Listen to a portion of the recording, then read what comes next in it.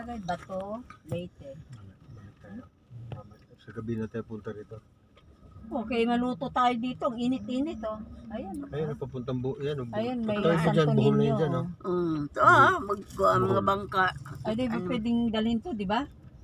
Pwede, tawid ka dyan, buhol. Isa, Isa kayo, nagpalibot. 2 oras at ang biyahe dyan, papuntang buhol. Yung barge.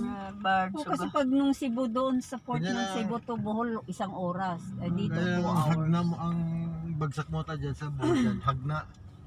Ah, hindi Tagbilaran. Ano ba yun? Hagna. Bibiyahe ka papuntang Tagbilaran. Ah? Ay, kung sa Cebu ka diretso. Talagang ano na siya. Yun na yun.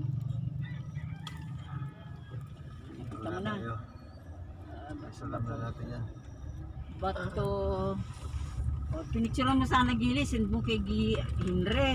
Binidyo ko nga bato pati yung maasin. Oh, bigay mo kay Hinre para magtawag na naman siya maya. Sige. Pag Bato. maisabit na yung ano na yan, hindi naman pasal-pasal pag nasabit na yun. Oh, kasi ito yung sadya natin eh. Wala, hindi ka pa nga natapos, pasil-pasil mo.